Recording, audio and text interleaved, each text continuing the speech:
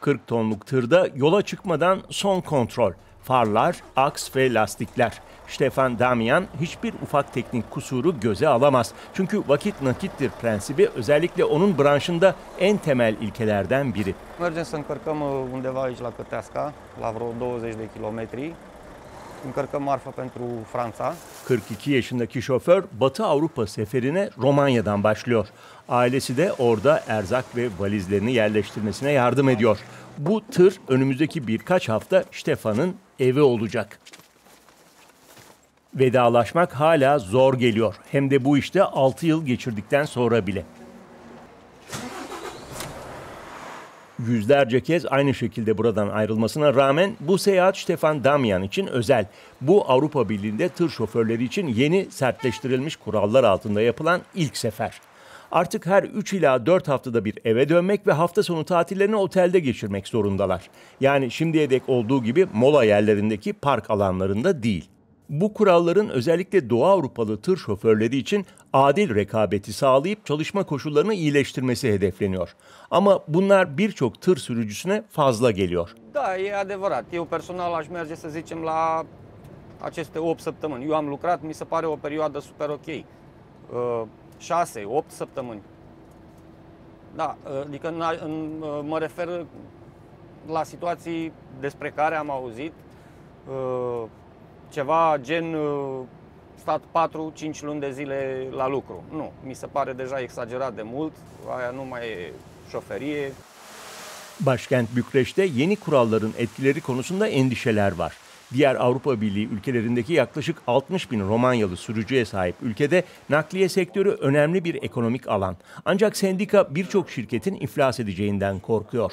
They register an increase of cost of up to 15% to organize this return home of the drivers and also to hire new drivers to fill the gap when these drivers will not be available traveling to Romania and back to their trucks in Western Europe. And this cost they have to be covered by the clients. Unfortunately, if the clients will have offers from other transport operators across Europe with lower increase of costs, that means the Romanian transport operators, they are doomed to go out of the market. Yollara geri dönüyoruz. Stefan Damian 7 saattir yolda ve şimdi Macaristan sınırına doğru ilerliyor. Burada şimdiden kilometrelerce uzunlukta bir trafik sıkışıklığı var. Bu durum ileride daha da kötüleşebilir. Çünkü Batı Avrupa'daki seferlerinden daha sık eve dönmek zorunda olan sürücüler buradan da daha sık geçmek zorunda. Burası Schengen dış sınırı olduğundan geçiş saatler veya günler alabilir. Rekabeti sürdürebilmek için bazı Rumen şirketleri Batı Avrupa'da çoktan ofis açtılar. Onları diğerleri de takip edebilir.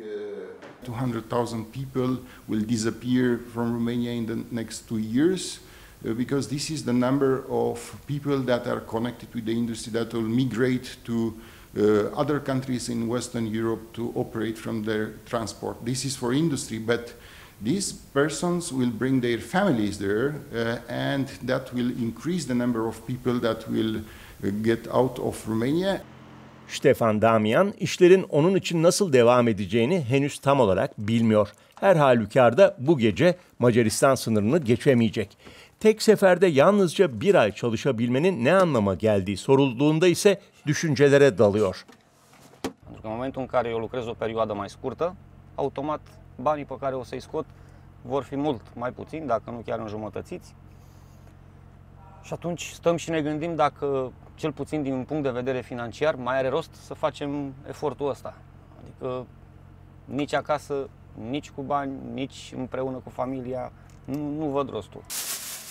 Şirketi de her şeyi paketleyip firmanın bir kısmını İspanya'ya taşımaya karar verdi. Belki onun da taşınması gerekebilir. Ama şimdi farları kapatma zamanı. Yolculuk şafakla birlikte devam edecek.